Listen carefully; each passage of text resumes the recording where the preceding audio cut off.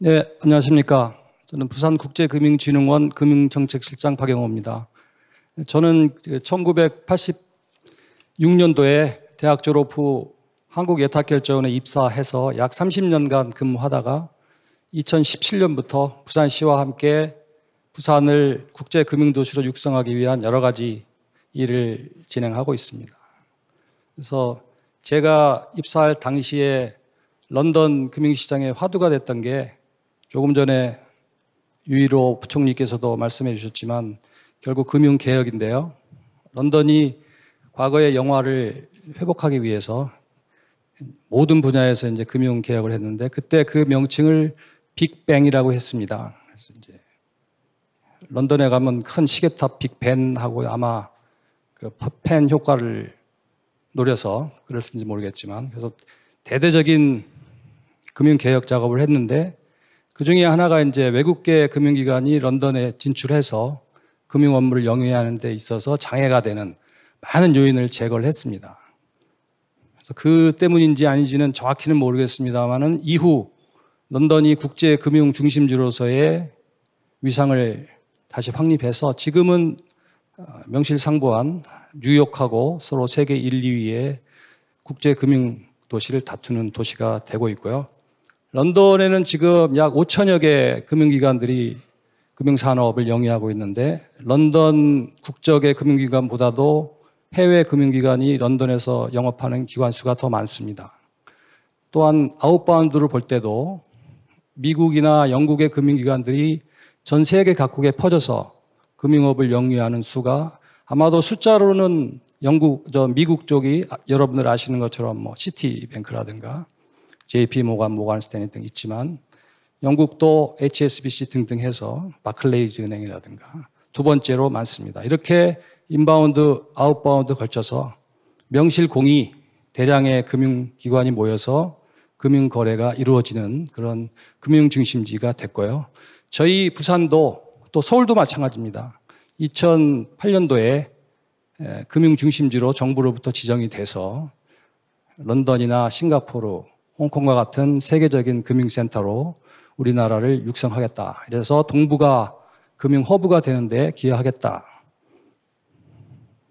그런 노력을 하고 있고요. 오늘 드릴 말씀은 이제 최근에 다들 잘 아시겠지만 2030 엑스포, 부산 엑스포와 관련해서 금융중심지와 금융과 어떤 연관성이 있고 우리나라의 신성장 동력을 확보하는데 국가적 차원에서 어떤 의미가 있는지에 대해서 간략히 말씀드려 보겠습니다. 말씀드릴 차례는 엑스포와 금융중심지 그리고 금융중심지에 대해서 보고를 드리도록 하겠습니다. 모두에 말씀드린 것처럼 엑스포 하면은 제일 처음에 떠오르는 것이 1851년 런던 The Great Exhibition입니다. 그 왼쪽에 보시는 사진이 런던 하이드파크에 세웠던 크리스탈 팰리스인데요. 아마 이 크리스탈 팰리스 이름이 조금 익숙하신 분들도 있을 텐데요. 그 오른쪽에 있는 그 빅토리아 여왕과 빅토리아 여왕의 배우자입니다. 그 왕족의 배우자는 이제 콘코트라고 하는데요. 어쨌거나 이 배우자이셨던 프린스 앨버트 왕자가 거의 이 박람회를 유치하고 이 크리스탈 팰리스를 약 1년 5개월간에 걸쳐서 건설을 했는데요.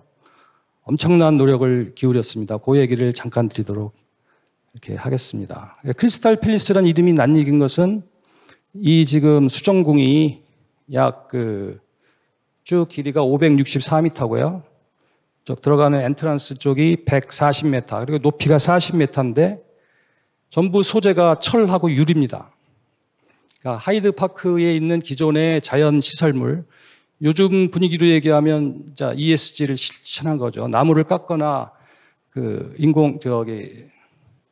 꽃이나 나무를 훼손하지 않고 그대로 40m 높이의 유리로 된 시설을 지었습니다. 그래서 저게 다 이제 단순히 철하고 유리로만 만들어졌고요.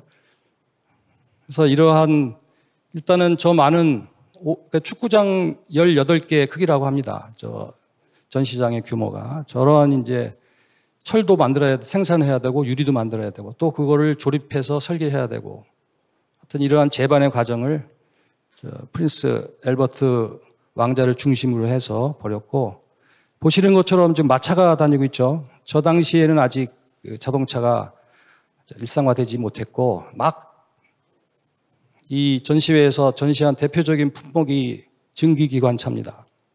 그래서 그 당시 영국이 산업혁명으로 따른 이제 자본 축적, 기술력 이런 거를 이제 세계 만방에 과시하려는 목적이 있었고요.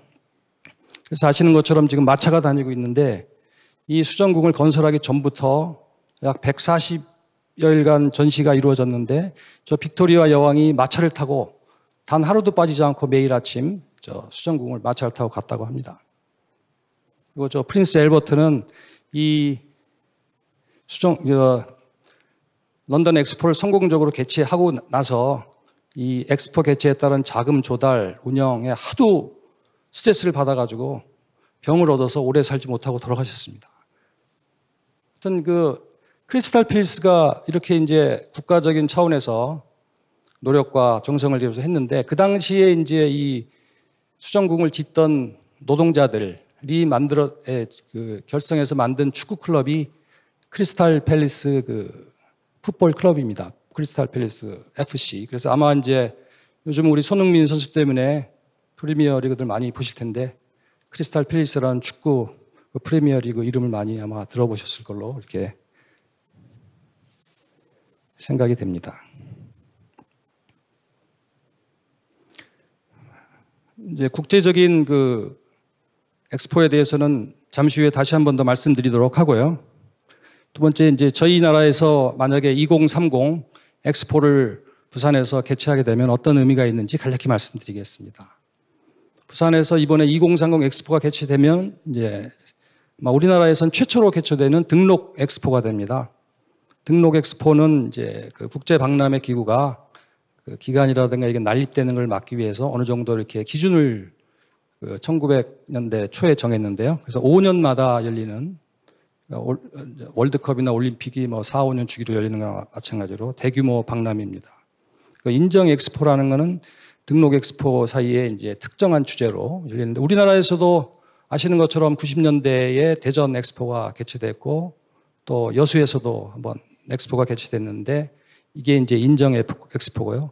등록 엑스포로는 우리나라에서는 아직 개최가 되지 않았고, 2030년대에 개최가 되면 우리나라에서는 첫 등록 엑스포가 개최되는, 이에 따라서 이제 국가 이미지를 브랜딩 할 수 있는 그런 기회가 된다는 말씀이고요. 1893년 시카고 엑스포에 우리나라가 처음으로 참가를 하게 됩니다. 이때 이제 세계 박람회 위원회가 1893년이면 아마 우리 구조선 말기에 우리나라 상황이 어떤 상황이었을지 다들 잘 아실 텐데요. 그 상황에서 이제 엑스포를 참가한 이후에 137년 만에 제대로 된 정식 엑스포를 우리나라가 개최하는 게 되고요. 그래서 1900년 이제 파리 엑스포에서는 첫 저희 나라의 이제 국가 전시관, 대한민국 전시관을 만들어서 전시를 하게 됩니다. 그 전시 시설이 이제 파빌리온이라고 하는데요. 그래서 요새 이제 조금 전에 유일호 부총리께서도 말씀하셨지만 이제 K-팝 한류, 요즘은 이제 매우 활발하게 되는데, 그래서 우리 K-팝 한류의 근원을 이 1900년 파리 엑스포에서 원류를 찾고 있습니다. 또 이 1989년도 파리는 이제 아까 말씀드린 런던 더 그레이트 엑스비션 이전부터 1700년대 말부터 사실은 프랑스 혁명 이후부터 만국 박람회라는 걸 쭉 개최해 왔습니다. 1948년까지 개최를 했는데요. 아까 말씀드린 런던에서 이제 그레이트 엑스비션을 개최하게 된 계기는 허만 콜이라는 이제 영국 관리가 파리에서 개최되는 만국 박람회를 보고 파리도 할 수 있는데 우리가 왜 못하냐. 그래서 영국으로 돌아가서 우리도 할 수 있다. 이런 자세를 가지고 말씀드린 빅토리아 여왕과 프린스 엘버트 왕자에게 진언을 해서, 그래서 이제 1849년부터 아까 1851년, 1년 6개월이라는 짧은 기간에 유리로 된 크리스탈 팰리스도 만들고 자금도 만들고 해서, 어떻게 보면은 프랑스에 지기 싫고 세계 만방에 당시 산업혁명으로 발전되어 있는 영국의 국력을 전 세계에 과시하자는 이제 그런 의미도 있었고요. 그래서 1900년 파리 엑스포에서 여러분 잘 아시는 그 유명한 에펠탑이 그 상징적인 것으로 건설됩니다. 그래서 1789년 프랑스 혁명이 있었기 때문에 1789년 프랑스 혁명 100주년 기념으로 1889년부터 1900년까지 파리에서 엑스포가 개최됐고, 하는 저희 나라 입장에서는 이제 그때 첫 이제 국가관을 마련한 이후에 137년 만에 우리가 드디어 정식 엑스포를 호스트하는 국가가 된 그런 의미가 있습니다. 또한 세계에서 12번째, 그리고 아시아에서는 4번째 등록 엑스포를 개최하는 국가가 됩니다. 보시는 것처럼 12번째 국가는 벨기에, 프랑스, 미국, IT, 캐나다, 일본, 스페인 등등입니다. 다 보시는 것처럼 스포츠 강국이고 문화 강국이고 다 선진 강국입니다. 공교롭게도 여기 있는 나라들은 벨기에까지 포함해서 전부 등록 엑스포를 다 개최한 나라입니다. 그리고 마지막으로 이제 올림픽, 월드컵 등록 엑스포를 모두 개최한 나라는 우리나라가 개최하게 되면 세계 7번째 국가가 됩니다. 밑에 국가명이 있습니다만은 프랑스, 미국, 캐나다, 일본, 독일, 이탈리아, 이 사실은 런던도 이렇게 세계 3대 행사를 동시에 개최하지는 못했습니다. 여기 보시면 지금 이탈리아의 밀라노가 이번에 저희하고 사우디아라비아하고 2030 월드 엑스포 개최지를 놓고 경쟁을 하고 있는 국가입니다.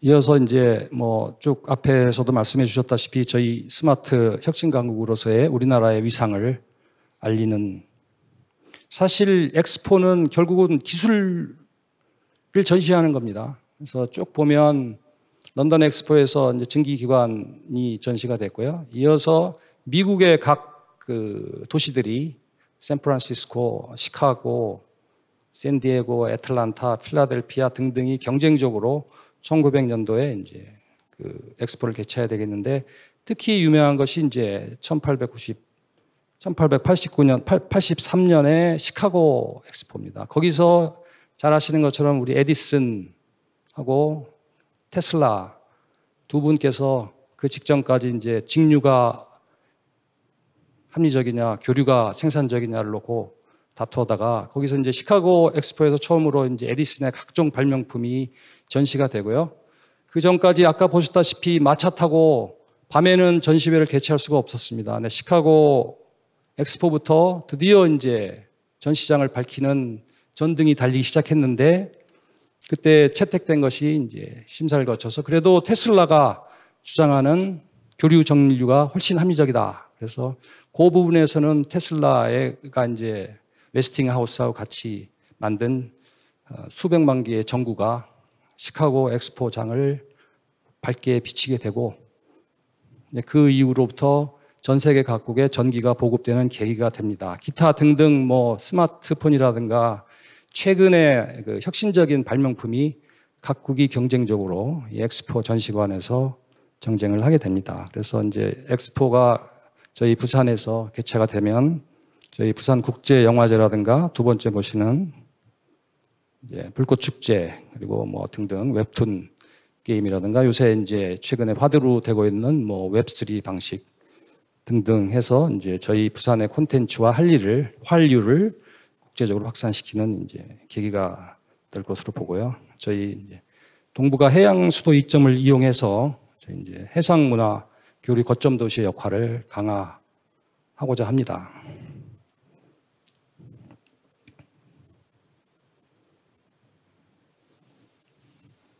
런던이 하이드파크의 수정궁을 세웠다면 저희 부산에서 개최될 월드 엑스포는 북항 일원을 이렇게 이제 보시는 조감대처럼 약 34만 평이 될 것으로 예상이 되는데요. 이 지역을 새롭게 전시장으로 만들고, 전시장만 만들어서는 안 되고 거기 전시장을 관람할 수 있도록 교통이라든가 인프라스트럭처를 깔아놔야 되기 때문에 지난 4월 달에 이제 그 엑스포 심사위원단이 부산을 방문했는데요. 집중적으로 본 것이 그 인프라스트럭처입니다. 제대로 교통시설이 되어 있는가, 숙박시설이 되어 있는가, 전시할 공간이 충분한가. 그래서 이제 바로 전에 개최된 지금 이제 2030 저희가 월드 엑스포에 대해서 논하고 있는데 바로 전에는 두바이에서 개최됐습니다. 2020 두바이 엑스포가 개최됐는데 코로나 영향으로 1년 연기돼서 이제 잘 아시는 것처럼 동경 올림픽도 1년 연기되지 않았습니까? 그래서 2021년에 개최는 실제로 됐고요. 그래서 두바이도 기존에도 뭐 칼리파 등 여러 큰 건물들이 있었지만 기존의 그 구도심의 빈민가를 완전히 철거하고 어마어마한 규모의 그 투자를 합니다. 그 투자의 대부분이 인프라 투자입니다. 그래서 미국, 일본, 독일, 호주 등등의 건설사들이 그 엑스포 인프라 조성에 참가했고요. 우리나라는 그 두바이 투자청이 우리 쌍용 자동차의 후원사이기 때문에 약간의 참여는 했습니다만 우리나라 건설사들이 두바이 그 엑스포 인프라 건설에는 적극 참여는 하지 못했는데 여하간 그 규모를 금액으로 따져보니까 약 4천억 달러의 그 인프라 조성 자금이 소요됐다고 합니다. 4천억 달러라고 하면 약 200억 달러면은 달에 그 기지 하나를 조성할 수 있다고 합니다. 그리고 4천억 달러에 0을 하나 붙여서 4조 달러가 되면 아마 그 테라포밍이라고 하는데요. 화성을 지구처럼 공기도 바꾸고 나무도 심고 하는데 약 4조 달러가 소요된다고 하니까 4천억 달러의 그 어마어마한 규모를 알 수가 있을 겁니다. 그래서 바로 전에 두바이 엑스포는 그 정도 규모의 인프라 투자를 했고요. 종전에 이제 그 아까 말씀드렸다시피 밀라노의 이제 스마트 엑스포를 거쳐서 바로 전에는 2010년에는 이게 5년 단위로 열리니까요. 2010년에는 이제 샹하이 엑스포가 열렸습니다. 샹하이 엑스포 규모는 뭐 잘 아시는 것처럼 중국 분들이 워낙 스케일이 크다 보니까 모든 것이 다 세계 최고 최대입니다. 그래서 샹하이 엑스포는 참관 인원만 해도 역대 최고로 7천만 명이 다녀갔고요. 처음 말씀드린 런던 월드 엑스포에는 그레이트 엑스비션에는 약 그 당시 600만 명이 참관을 했다고 하는데요. 그 당시 영국 인구가 약 3, 4천만이라고 하니까 뭐 다른 나라 인구까지 이제 다른 나라에서 온 관광객까지 합치더라도 그 투자 규모를 짐작하실 수 있을 걸로 생각이 됩니다. 그래서 저희 여기 보시는 것처럼 이제 부산의 경우에는 지금 3,200만 정도의 인구가 관람할 것으로 이렇게 공을 하고 있습니다. 샹하이도 엑스포 개최를 계기로 지하철 라인만 2개를 새로 깔았고요. 수십 개의 다리를 건설했고 여러 가지 전시시설, 도시를 완전히 대개조했고요. 이게 지금 이 엑스포가 개최되면 약 6개월간 전시시설이 열립니다. 근데 원칙적으로 개최지는 전시 장소만 제공하고 건물이라든가 그 운영 비용은 그 개최하고자 하는 국가에서 자비로 그 셀프 파이낸싱 하게는 돼 있습니다. 그렇지만 이제 인프라 이거는 개최국에서 깔아줘야 되기 때문에 두바이의 경우에는 특정한 그 장소가 없었고요. 두바이 전체를 그 엑스포 전시장으로 활용을 해서 이제 또 만만치 않게 코로나임에도 불구하고 많은 인원이 이제 관람을 했습니다. 그래서 뭐 종합해 보면 부산 엑스포는 단순히 부산 지역적인 발전을 위한 게 아니고 국가적인 차원에서 추진한 국가 신성장 동료를 확보를 위한 국가적인 차원의 업무다. 그렇기 때문에 얼마 전에 윤석열 대통령께서 직접 영어로 프레젠테이션하고 싸이 등등이 동원이 되고 우리 이정재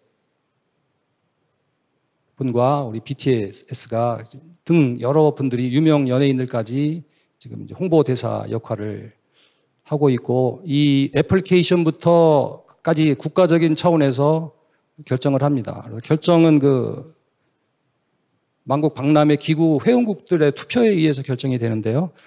그 말씀은 잠시 후에 다시 한번 드리도록 하겠습니다. 이제 저희 부산 엑스포는 뭐 보시면 다 이해가 되실 이런 내용으로 지금 하고 있는데 아무래도 당초에는 이제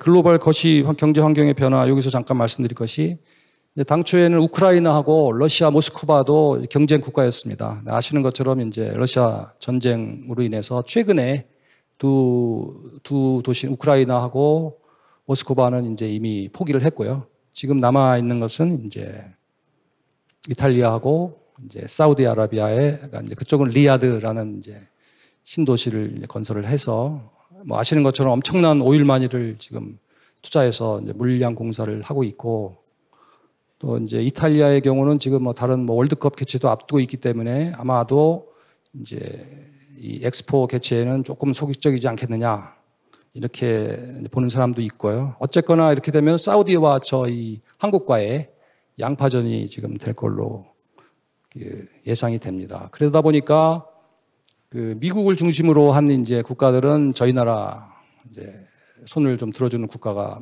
많이 있고요. 중국 편인 국가들은 아무래도 이제 중국은 사우디아라비아를 더 지원을 하는 것 같고 프랑스도 뭐 공식적으로는 사우디아라비아를 지원한다. 뭐 경제적인 이유에서 이제 그러겠죠. 재밌는 것은 이제 이 국제 박람회 기구에 그동안에는 이제 그 참가비를 내지 쭉 안고 있다가 최근에는 북한도 참가비를 내고 중국과 같이 아마 우리나라에 반대하는 사우디아라비아 편을 들지 않을까 이렇게 굉장히 지금 국제적인 국가 간의 치열한 그 물밑 경쟁이 벌어지고 있습니다. 특히 이제 러시아 전쟁 외에 여기 제가 중국의 양안 문제 이렇게 써놨는데요. 뭐 알기 쉽게 말씀드리면 이제 러시아가 우크라이나 침공했듯이 중국에서 대만을 침공하면 어떻게 될 것이냐. 이거에 대해서 아마 많은 우려들이 지금 있을 것 같은데 엑스포하고 관련해서 말씀을 드리면 우리나라도 수출입으로 먹고 사는 나라고 우리 부산이 세계 제2대 환적항입니다. 그러니까 컨테이너가 왔다가 다른 배로 실어서 다시 디스트리뷰션 해주는 그 푸스루 뭐 패스스루 그런데요. 하여튼 환적 규모로서는 세계 2위. 컨테이너 이런 건 세계 6위, 7위를 자랑하는데 우리나라가 무역이 좋아서 활성화돼서 수출을 하거나 수입을 하거나 하려면 아시는 것처럼 북한하고 가로막혀 있기 때문에 철도로는 유럽 대륙까지 갈 수가 없고요. 한동안 이제 북한하고 사이가 좋았을 때는 우리 유라시아 횡단 열차가 우리 부산에서 출발해서 평양을 거쳐서 블라디보스톡을 거쳐서 함부르크까지 모스크바를 거쳐서 이렇게 되면 여러 가지 비용도 절감되겠다. 하지만 지금 현실로는 사실상 북한하고 서로 남북이 분단되어 있기 때문에 말이 반도지 섬이나 마찬가지입니다. 그렇기 때문에 항공 외에는 전부 배로 수송을 해야 되는데 바로 그 배로 유럽에 수송을 할 때 저희가 갈 수 있는 통로가 대만 해협입니다.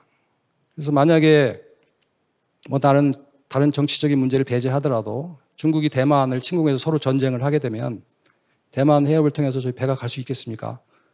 다른 항로는 지금 없고 일본이나 저쪽을 이렇게 삥 돌아서 가야 되기 때문에 비용과 시간이 엄청난 그런 이제 문제가 되고 만약에 전쟁이 발발하게 되면 정상적으로 이제 그 전시회를 할 수 있게 될지 뭐 등등 이런 이제 복잡한 국제 정세가 있고 여기 이제 뭐 저성장, 고물가, 고금리, 금리 문제는 뭐 투자와 관련해서 최근에 화두가 되고 있기 때문에 잘 아시리라고 생각이 돼서 자세한 말씀은 생략하겠습니다.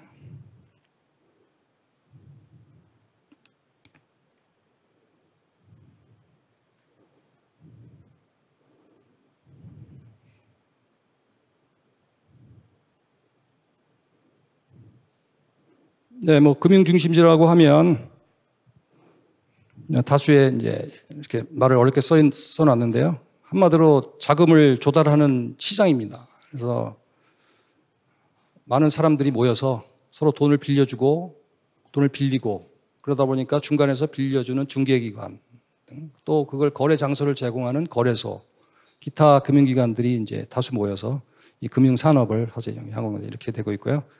아마 파이낸셜 타임즈라는 곳에서 이제 우리 국제금융센터란 무엇이냐라는 정의를 했을 때 이제 마찬가지로 많은 시장 참가자들과 또는 거래소가 모여서 대량의 금융 거래가 이루어지는 곳 이렇게 돼 있습니다. 근데 아시는 것처럼 저희 나라는 아까 그 유일호 부총리께서도 말씀하셨지만 다른 부분에 비해서 유독 금융산업은 낙후돼 있고 이상하게 사실은 저희뿐만이 아니고 일본도 마찬가지로 다른 부분에서는 뭐 IT라든가 어떤 분야에서도 세계적인 상품도 나오고 기술 나오고 일본, 한국 할 것 없이 근데 이 금융 쪽에서는 아직 우리나라가 창의적으로 새로운 곳을 만들고 심지어 뭐 채권 상품이든 금융투자 상품이든 복합 상품이든 집합 투자 상품이든 저희 나라에서 새롭게 아이디어를 내서 뭐 한 가지 주도하는 것이 아직까지 딱히 없는 것 같습니다. 유독 낙후돼 있습니다. 그 점에 대해서. 그리고 다른 외국 금융기관들이 생각할 때도 한국, 일본은 매우 보수적으로 리스크를 테이킹하지 않고 매우 보수적인 국가로 이렇게 인식이 돼 있어서 아까 부총리께서도 잘 지적해 주셨지만 어찌됐건 금융중심지가 되려면 2008년도에 서울하고 부산을 정부에서 금융중심지로 국제금융중심지로 지정을 했습니다. 해서 금융중심지가 되려면 또 다른 나라들과 경쟁하기 위해서는 규제는 최소한의 규제 완화 또는 신속한 규제 환경 제공 등등을 제공해야 됩니다. 그러니까 그 유 부총리께서 강조하신 것이 그 투자자 보호라든가 산업 보호를 위해서 규제 산업일 수밖에 없다. 그래서 최소한의 규제는 있을 수밖에 없지만 이제 영국처럼 뭐 규제 샌드박스 제도라든가 또는 영국 관료들이 일정한 업무를 이제 그 금융센터에 위임을 한다든지 또는 어떤 사안이 올라오면 그 영국의 경우는 그렇습니다. 런던 그 기재부 장관, 금융위원장 산하에 공무원들이 직접 그 회의에 참석해서 정책도 바로 결정해주고 예산 집행까지 이렇게 다 신속하게 해주고 향후 업데이트까지도 뭐 이런 식으로 어쨌거나 규제에 대해서 조금 더 국제적으로 좀 기준에 맞게 좀 규제는 완화해야 될 필요가 있지 않나 뭐 이렇게 개인적으로 생각을 해봅니다. 그래서 이제 금융중심지란 무엇인가 이렇게 거창하게 되어 있는데요. GFCI라고 글로벌 파이낸스 센터 인덱스입니다. 세계 금융 도시 간의 순위를 영국의 GN이라는 사에서 나름대로 기준을 가지고 이제 매년 2번씩 평가를 해서 발표를 하는데 이제 올해 3월 기준으로 쭉 보시면 미국이 8개입니다. 뉴욕은 뭐 거의 이제 보시면 지금 이제 3월에는 1위, 2위로 돼 있죠. 통상적으로 뉴욕하고 런던이 1위, 2위를 앞다퉈 하고 있고요. 다 뉴욕 외에도 샌프란시스코나 뭐 시카고, LA 등등 다 저희 부산보다도 금융센터 지수가 높고 말씀드렸다시피 여기 있는 도시들 대부분이 상당수가 그 엑스포를 개최했던 국가들입니다. 그러니까 영국도 런던 위에 런던은 종합금융 중심지고 에딘버러라고 하는 데는 이제 자산운용에 특화된 중심지로 육성을 하고 있습니다. 옥스퍼드나 케임브리지 대학을 졸업한 유능한 그 펀드 매니저들이 이쪽에 가서 자산운용업을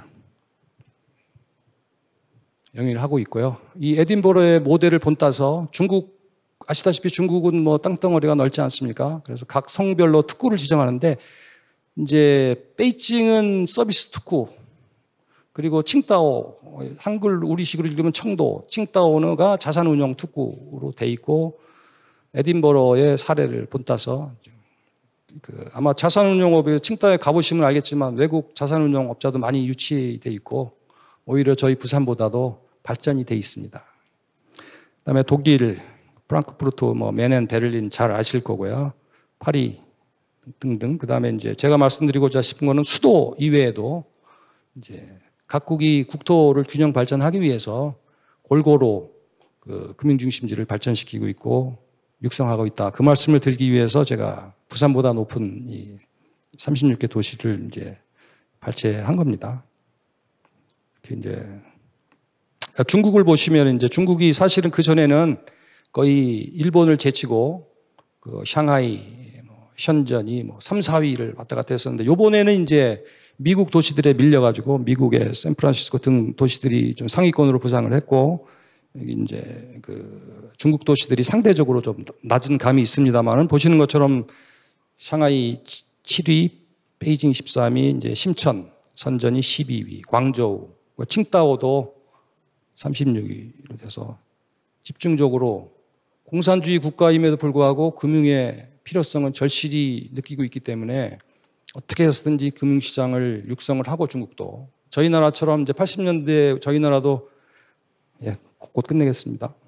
단계적으로 개방을 했는데요. 중국도 이제 단계적으로 이렇게 이제 개방을 해서 특구도 지정하고 서서히 규제도 풀고 이렇게 하고 있지만 아마도 이제 금융도 통제할 수 있다 이렇게 생각하는 것 같습니다. 재밌는 것은 저희 나라가 이제 한 10년 전에는 중국에 여러 가지로 가르쳐주고 최소한 금융 부분에서는 우리가 중국보다는 선진국이다 이렇게 어드바이스도 해주고 했었는데 이제 실물 경제 부분뿐만이 아니고 금융 시장도 국가적인 차원에서 육성을 하다 보니까 지금은 뭐 오히려 우리나라 한국보다도 비교 자체가 안 됩니다. 샹하이에 있는 그 거래소라든가 거래 규모나 심지어 외환 거래 등등에 이르기까지. 그래서 그거는 이제 아마 이 자본시장 캐피탈리즘의 상징인데 금융이 그 통제로 이루어지는 공산주의 국가에서 시장 규조의 그 금융시장이 과연 그 통제를 할 수 있을 것이냐. 아시는 것처럼 저희 나라는 우리 엘리트, 우리 관료분들께서 많이 노력하셔서 그래도 짧은 시간 내에 이렇게 금융시장을 발전시켜 왔는데 그럼에도 불구하고 97년 IMF, 2008년 금융위기를 맞지 않았습니까? 그래서 이제 중국은 근데 아직까지 그런 금융위기를 맞은 적이 없고 최근에 뭐 여러분들 다 아시겠지만 뭐 부동산 일부 부동산 회사의 파산이라든가 무리한 그 1대1로 개발로 인해서 이제 아마 여러 가지 그 지방 정부의 그 과다한 채권 발행 아마도 이제 신용평가 이런 것이 공정하지 그러니까 국제 기준에 맞지 않을 것으로 생각이 되기 때문에 어마어마한 그 금융 불안 요소는 있지만 어쨌거나 아직까지 금융 위기는 발생되지 않았고 옆에 일본도 금융 위기를 직접적으로 겪어본 적은 이제 없습니다. 제가 이제 두서없이 말씀드렸는데요. 좀 내용이 재미없는 내용이다 보니까 어떻게든지 엑스포하고 이 금융하고 저희 부산에 대해서 말씀드리려고 했고요. 마지막으로 요 그림만 한번 보고 내도록 하겠습니다. 그래서 이제 저희 부산에는 이제 만약에 그 북한 지역에서 엑스포를 개최하게 되면 말씀드린 것처럼 인프라를 구축을 해놔야 됩니다. 그렇지만 가덕 신공항 얘기가 많은 분들 들으셨을 텐데요. 부산에는 김해 공항이 있지만 24시간 공항이 아닙니다. 그래서 최소한의 그 전시회를 개최해서 외국 관광객을 유치하려면 24시간 공항이 필요하고요. 어디에 있든. 그래서 부산 가까운 지금 가덕 신공항은 아마 2029년에 지금 완공을 목표로 지금 이제 그 작업이 진행되고 있고 마찬가지로 이제 이게 되면 그 엑스포 단지부터 이제 금융 단지까지 이제 초고속 그 열차가 이제 개최될 거고 이렇게 되면 항구는 제가 아까 말씀드린 것처럼 세계적인 그 항구 시설을 가지고 있기 때문에 하늘, 땅, 바다 이렇게 트라이 포트를 구성하게 되고요. 철도나 이제 육상 운송의 경우에는 만약에 향후에 북한하고 이제 사이좋게 돼서 서로 교류가 이루어져서 유라시아 횡단 열차라든가 또 아시아 하이웨이, 아시아 고속도로의 1번 기착점이자 종점이 부산입니다. 부산에서 시작해서 평양을 거쳐서 뭐 인도네시아도 가고 태국도 가고 그 아시아 하이웨이의 연결이 이렇게 되겠습니다. 모쪼록 그 엑스포와 부산 개최에 많은 관심을 가져주시고 적극적으로 성원해 주시면 감사하겠습니다. 감사합니다.